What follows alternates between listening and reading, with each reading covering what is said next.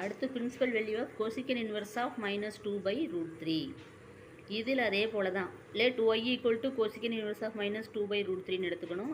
இந்த கோசிக்கன் இன்வெர்ஸ் அந்த ஈக்குவலுக்கு அங்கிட்டு போச்சுன்னா இன்வெர்ஸுங்கிறது மாதிரி கோசிக்கன் ஒய் ஈக்குவல் டு -2/√3ன்னு வந்துடும். இதுக்கப்புறம் நம்மளுக்கு வந்து என்னென்னா கோசிக்கண்டை வந்து நம்ம சைனாக மாற்றிடுறோம். அப்போ நம்ம டக்குன்னு வேல்யூ கண்டுபிடிக்க வசதியாக இருக்கும். அதனால் cosecant y equal to 1/sin y. இப்போ 1/sin y இந்த கொசிக்கன் ஒய் இருக்கிறதுல போய் நம்ம 1/sin y அப்படின்னு போடுறோம். -2/√3 ஏதோ அப்படியே இருக்குது. இது நம்ம தலையில் திருப்பி எழுதிட்டு அந்த வேல்யூவும் தலையில் திருப்பி எழுதிடணும். அப்போ sin y ஈக்குவல் டு -√3/2. சைனோட வேல்யூ எந்த வேல்யூக்கு √3 நம்மளுக்கு வரும் அப்படின்னா π/3க்கு. இப்போ π/3னா அதை √3/2.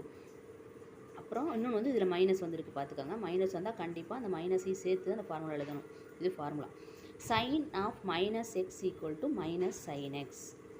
ஸோ என்ன பண்ணணும் நம்ம இதுதான் இதில் தான் நம்ம போய் அடுத்து சப்ஸ்டியூட் பண்ண போகிறோம். நல்லா வச்சுக்கோங்க, இதில் தான் சப்ஸ்டியூட் பண்ண போகிறோம். என்னென்னா இந்த எக்ஸுங்கிற இடத்துல வந்து இந்த π/3 போடணும்.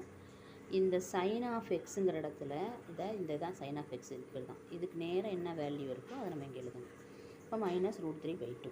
இப்போ sin of -π/3 equal to -√3/2.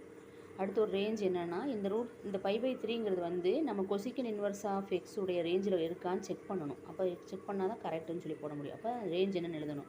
The principal range of cosecant inverse of x -π/2, π/2 -0.